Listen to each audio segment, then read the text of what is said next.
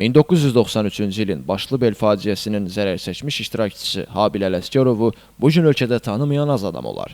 Düşmən hücumuna məruz qalan Doğma kəndində dəhşətli qətliamların şahidi olan Habil 113 günlük mühasirədə qalan 62 nəfərdən biri olub. Girov götürülən şəxslərin qətl edilən həmkəndlilərin izdirab və işgəncələrinə gözləri ilə şahidlik edib. Hətta anası da güllələnib gözləri önündə. Ən əsası yaşının azlığına rəğmən cəsarətli davranışları ilə hər kəsin sevimlisinə çevrilib. O, 4 qadın olmaqla 7 nəfərin düşmən caynağından sağ-salamat qurtulmasına səbəb olub. Əməkdaşımızla Mingəçevirdə görüşən Habil Ələsgərov həmin anları belə xatırlayıb. O işi də insan xatirinə görməmişdi. Mən sadəcə olaraq orada qadınların erməni əlinə düşməməsin, yəni mən heç inana da bilməzdim ki, 3 Ural erməni əsgərinin içindən biz çıxa bilərik də. Mən dedim ki, onları oradan götürüm, qoy güllələsinlər bizi. Amma şans üzümüzə güldü.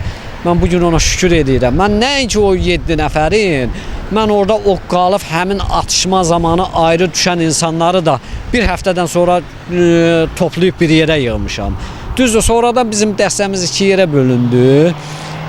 Biz 13 nəfər, o yaşlılar, uşaqlar, biz yenə də dağlarda o çətinlikləri, o zülmləri, əzabları yaşamışıq da. Mən bugün belə götürəndə həyatda qaldığıma inana bilmirəm. Habil Ələsgərovu tanıyanlar səmimi olaraq etiraf edir ki, onun mühasirə zamanı sərgilədiyi qətiyyət və cəsarət əsl qəhrəmanlıq nümunəsidir. Gələcək nəsillərə örnək davranış kimi təbliğ olunmalıdır. Elvin Qudrətov, Rahim İbrahimoğlu, Bugün İnformasiya proqramı üçün.